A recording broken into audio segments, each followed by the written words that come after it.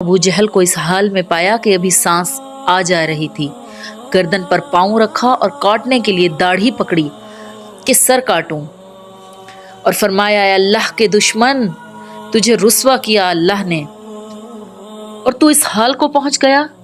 اس اللہ کے دشمن کی اکڑ تو دیکھیے۔ آگے سے جواب میں کہتا ہے، اللہ نے مجھے کاہے کو رسوا کیا؟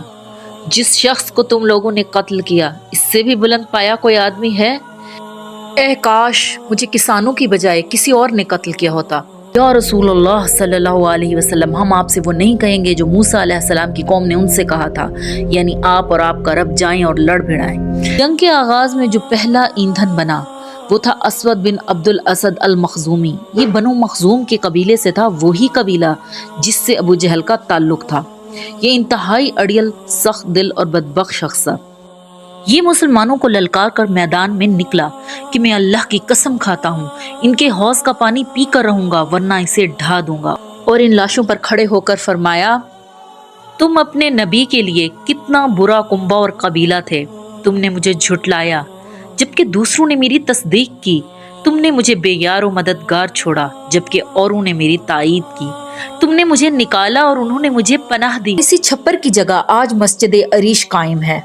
پچھلی ویڈیوز میں ہم نے آپ کو وادی روحا، بیر شفا اور جبل ملائکہ کے بارے میں بتایا تھا، اور اب انہی مبارک وادیوں کے سلسلے کو آگے بڑھاتے ہوئے ہم جا رہے ہیں بدر کے تاریخی میدان کی طرف۔ بدر کی جنگ اسلام کی پہلی عظیم معرکہ آرائی، جس کے واقعات نہایت تفصیلی اور ایمان افروز ہیں۔ میں اس ویڈیو میں آپ کو اسی جنگ بدر کے متعلق چند اہم اور دل کو چھو لینے والے واقعات بیان کروں گی۔ ہم وہیں سے آغاز کریں گے جہاں نبی اکرم صلی اللہ علیہ وسلم نے بدر کے ایک مقام پر عارضی پڑاؤ ڈالا تھا۔ نبی اکرم صلی اللہ علیہ وآلہ وسلم کو یقینی طور پر اس بات کا احساس ہو چکا تھا کہ اب ایک خون ریز ٹکراؤ کا وقت آ چکا ہے، ایسا قدم جو جرت اور شجاعت پر مبنی ہو، کیونکہ مکی لشکر کو اب اسی طرح سے ان علاقوں میں دن دناتا ہوا نہیں پھرنے دیا جا سکتا تھا۔ اچھا، اس کے ساتھ ساتھ میں آپ کو یہ بتاتی چلوں کہ یہ جو وال باؤنڈری ہے، اسی کے اندر شہدائے بدر کی قبور ہیں، یہ وہی ہم آپ کو دکھا رہے ہیں۔ جی، تو بغیر ٹکراؤ کے لوٹ جانے سے اس سے ایک تو مسلمانوں کی آواز دب کر رہ جاتی، اور پھر کیا ضمانت کہ مکی لشکر مدینہ کی جانب پیش قدمی نہیں کرے گا۔ نبی اکرم صلی اللہ علیہ وآلہ وسلم نے فوری طور پر ایک شورا کا اجتماع کیا۔ یقینی جنگ کے بارے میں سن کر کچھ نئے مسلمان صحابہ گھبرا گئے۔ اسی موقع پر سورہ انفال کی 5ویں اور 6ٹھی آیات نازل ہوئیں، جس طرح تیرا رب تجھے تیرے گھر سے حق کے ساتھ نکال لایا اور ایک گروہ مسلمانوں میں سے ناپسند کرتا تھا، وہ حق کے بارے میں تجھ سے جھگڑتے تھے بعد اس کے کہ وہ ظاہر ہو چکا تھا، گویا ایسے جیسے وہ موت کی طرف ہانکے جا رہے ہوں۔ دراصل بات یہ تھی کہ نبی اکرم صلی اللہ علیہ وآلہ وسلم کے ساتھ جو لشکر مدینہ نکلا اس میں اکثریت انصار کی تھی۔ جب جنگ کے لیے مشورہ لیا گیا تو حضرت ابو بکر صدیق رضی اللہ عنہ اور حضرت عمر فاروق رضی اللہ عنہ نے نہایت عمدہ بات کہی، لیکن نبی اکرم صلی اللہ علیہ وآلہ وسلم کے چہرہ انور سے محسوس ہوتا تھا کہ آپ صلی اللہ علیہ وآلہ وسلم انصار میں سے کسی کے جواب کے منتظر ہیں، کہ انصار میں سے کوئی جواب دے۔ اسی لمحے حضرت سعد بن معاذ رضی اللہ عنہ نے اس اشارے کو بھانپ لیا اور انہوں نے انتہائی جوش سے کہا، یا رسول اللہ صلی اللہ علیہ وسلم، ہم آپ سے وہ نہیں کہیں گے جو موسیٰ علیہ السلام کی قوم نے ان سے کہا تھا، یعنی آپ اور آپ کا رب جائیں اور لڑ بھڑائیں، بلکہ ہم تو یہ کہیں گے کہ آپ اور آپ کا رب ہمارے ساتھ قتال کے لیے چلیں، یہاں تک کہ ہم سے آپ کی آنکھیں ٹھنڈی ہو جائیں۔ نبی اکرم صلی اللہ علیہ وسلم نے ان کی یہ بات سن کر خوشی کا اظہار کیا اور ان پر نشاط طاری ہوئی۔ انہوں نے کہا، چلو چلو، خوشی کے ساتھ جنگ میں چلو۔ اللہ رب العزت نے مجھے 2 گروہوں میں سے ایک کا وعدہ فرمایا ہے، یعنی یا تو ابو سفیان کا لشکر یا پھر جنگ میں کامیابی۔ نبی اکرم صلی اللہ علیہ وآلہ وسلم نے فرمایا، گویا میں یہیں سے کفار مکہ کی قتل گاہیں دیکھ رہا ہوں۔ سبحان اللہ۔ اچھا، اب میں ایک اونچی جگہ سے میں آپ کو یہ سارا مقبرہ شہدائے بدر اور یہاں سے جو مسجد عریش ہے اور یہاں کے جو پورا ایریا ہے اور جبل ملائکہ ہے، یہ سارا کچھ میں آپ کو دکھانے کی کوشش کرتی ہوں۔ یہ سفید منار، یہ مسجد عریش نظر آ رہی ہے، اور سامنے مقبرہ شہدائے بدر بھی نظر آ رہا ہے، جہاں وہ جانثار صحابہ آرام فرما ہے، جنہوں نے دین اسلام کے لیے اپنی جانیں نچھاور کر دیں۔ یہ پورا میدان چاروں طرف سے پہاڑوں سے گھرا ہوا ہے۔ اگر آپ گاڑی پر آئیں تو شاید لگے جبل ملائکہ بہت دور ہے، لیکن جب آپ یہاں اونچائی سے کھڑے ہو کر اس پورے میدان کو دیکھتے ہیں تو یہ سارے ارد گرد پہاڑ بالکل صاف دکھائی دیتے ہیں، اور یہ سامنے یہ جبل ملائکہ ہے۔ اگر واقعی اسی پہاڑ پر جبل ملائکہ نازل ہوئے ہوں تو وہ یہاں سے بخوبی پورے میدان کا جائزہ لے سکتے ہیں، جہاں کفار مکہ اور مسلمان ایک دوسرے کے ساتھ صفارہ تھے میدان جنگ میں۔ پچھلی ویڈیو میں ہم نے آپ کو بتایا تھا کہ صحابہ رضی اللہ عنہم نے کس طرح نبی اکرم صلی اللہ علیہ وآلہ وسلم کو مشورہ دیا کہ بدر کے مقام پر چشمے کے قریب پڑاؤ کریں۔ جب رسول اکرم صلی اللہ علیہ وآلہ وسلم اس چشمے کے پاس پہنچے تو وہاں 2 غلام کفار مکہ کے بھی پانی بھر رہے تھے۔ صحابہ رضی اللہ عنہم نے انہیں پکڑ کر نبی اکرم صلی اللہ علیہ وآلہ وسلم کے پاس لائے۔ آپ نے کفار مکہ کے لشکر کے بارے میں دریافت کیا تو غلاموں نے جواب دیا کہ انہیں نہیں معلوم۔ پھر آپ صلی اللہ علیہ وسلم نے پوچھا، اچھا وہ روزانہ کتنے اونٹ ذبح کرتے ہیں؟ تو اس پر انہوں نے کہا کہ ایک دن 9 ایک دن 10۔ یہ جواب سن کر نبی اکرم صلی اللہ علیہ وآلہ وسلم نے فوراً اندازہ لگا لیا یہ لشکر تقریباً 900 سے 1000 کے درمیان ہے۔ جی میں ساتھ ساتھ بتاتی چلوں کہ یہ نام جو آپ کو نظر آ رہے ہیں یہ شہدائے بدر کے ناموں کی فہرست لکھی ہوئی ہے۔ میں آپ کو جنگ کی تفصیل کے ساتھ ساتھ ویژولز کے بارے میں بھی بتاتی رہوں گی۔ اسی رات اللہ تعالیٰ نے مسلمانوں پر رحمت نازل فرمائی۔ ایک نرم سی پھوار بوندا باندی کی صورت میں بارش، جو مشرکین کے لیے تو موسلا دھار بارش کی صورت میں رکاوٹ کا باعث بنی، مگر مسلمانوں پر پھوار بن کر برسی، انہیں پاک کر دیا اور شیطان کی گندگی کو ان سے دور کر دیا۔ ریت جم گئی اور قدم ٹکنے کے قابل ہو گیا اور ان کا قیام خوشگوار ہو گیا۔ اس کے بعد حضرت سعد بن معاذ رضی اللہ عنہ نے ایک دانش مندانہ مشورہ دیا، ایک بلند ٹیلے پر رسول اللہ صلی اللہ علیہ وسلم کے لیے ایک عارضی چھپر بنانے کا، تاکہ میدان جنگ میں اگر یہ جیت جائیں تو وہ ہو جو ان کی مرضی کے مطابق ہو، اور اگر اس کے برعکس سچویشن ہو تو رسول اکرم صلی اللہ علیہ وسلم مدینہ منورہ کی طرف روانگی اختیار کر سکیں۔ اور اسی چھپر کی جگہ آج مسجد عریش قائم ہے۔ آپ صلی اللہ علیہ وآلہ وسلم کو یہ مشورہ پسند آیا۔ صحابہ رضی اللہ عنہم نے فوراً یہ چھپر تعمیر کر دیا، اور حفاظت کے لیے صحابہ کرام بھی تعینات ہو گئے۔ یہ چھپر نہ صرف ایک جگہ تھی بلکہ امید، حکمت اور قیادت کا نشان بھی تھی۔ جنگ کے دن نبی اکرم صلی اللہ علیہ وسلم نے مسلمانوں کی صفیں درست کیں اور ترتیب دی، اور قریش مکہ غرور اور تکبر کے نشے میں میدان جنگ کی طرف آیا۔ ابو جہل نے انصاف مانگا کہ اے اللہ، جو جماعت حق پر ہے اس میں انصاف کر۔ اس نے انصاف کی دہائی دی تو اسی موقع پر سورہ انفال کی آیت نازل ہوئی، اگر تم فیصلہ چاہتے تھے تو اب تمہارے پاس فیصلہ آ گیا، اور اگر تم باز آ جاؤ تو تمہارے لیے بہتر ہے، اور اگر تم پھر وہی کرو گے تو ہم بھی وہی کریں گے، اور تمہارا لشکر تمہیں کچھ کام نہ دے گا، خواہ وہ کتنا ہی زیادہ ہو، اور بے شک اللہ ایمان والوں کے ساتھ ہے۔ جی اب جنگ کے آغاز کی طرف آتے ہیں۔ شار شہداء سے گزرتے ہوئے ہم مسجد عریش کی طرف جا رہے ہیں۔ مسجد عریش کو بھی دیکھتے ہیں اور اس کے بیک سائڈ پہ جنگ کا میدان، اس کے ویژولز بھی ہم جنگ کی تفصیل کے ساتھ ساتھ آپ کو بتاتے ہیں۔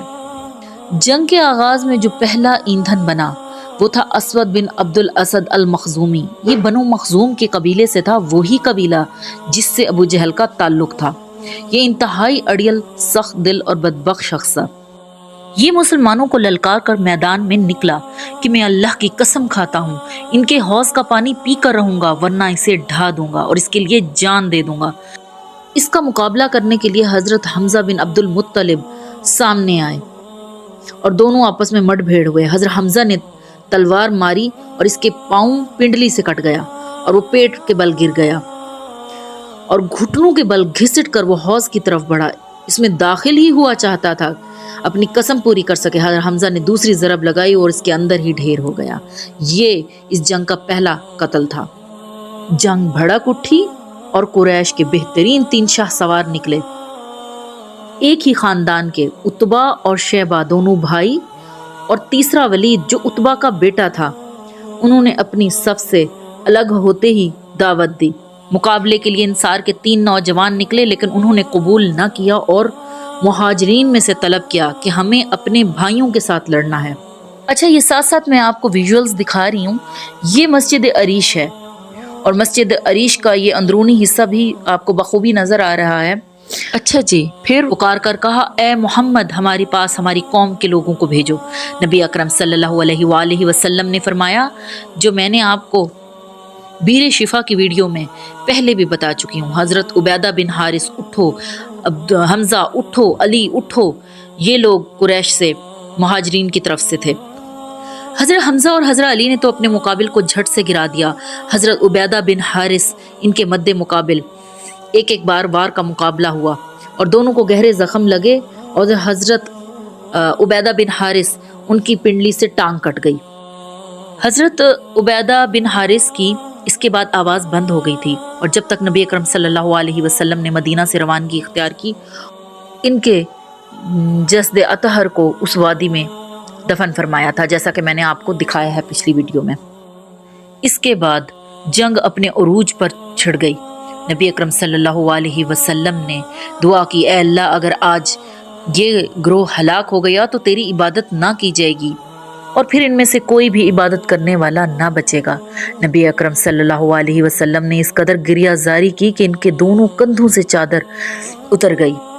حضرت ابو بکر صدیق نے چادر درست کی اور عرض کیا، اللہ کے رسول صلی اللہ علیہ وآلہ وسلم، بس کیجئے، آپ نے بہت گریہ زاری کے ساتھ دعا فرما لی ہے۔ تو اللہ رب العزت نے سورہ انفال کی 9 اور 10 آیات نازل فرمائی خوشخبری کے طور پر، جس کا ترجمہ ہے، جب تم نے اپنے رب سے فریاد کی تو اس نے تمہاری دعا قبول کر لی، اور میں تمہاری مدد کے لیے 1000 فرشتے پے در پے بھیج رہا ہوں، اور اللہ نے اس کو محض خوشخبری بنایا تاکہ تمہارے دل مطمئن ہو جائیں، اور مدد تو اللہ ہی کے پاس سے ہوتی ہے، بے شک اللہ زبردست حکمت والا ہے۔ سبحان اللہ، سبحان اللہ۔ میں سوچتی ہوں کس عروج کی ہوتی ہے نبیوں کی گریہ زاری، کہ اللہ رب العزت کی مدد بھی فوراً آ پہنچتی ہے۔ نبی اکرم صلی اللہ علیہ وسلم کو ایک جھپکی آئی، آپ صلی اللہ علیہ وسلم نے سر اٹھایا اور فرمایا، ابو بکر خوش ہو جاؤ۔ جبریل علیہ السلام اپنے گھوڑے کی لگامیں تھامے آگے آگے چل رہے ہیں اور گرد و غبار میں اٹے ہوئے ہیں۔ نبی اکرم صلی اللہ علیہ وسلم چھپر کے دروازے سے باہر تشریف لائے اور زرہ پہن رکھی تھی۔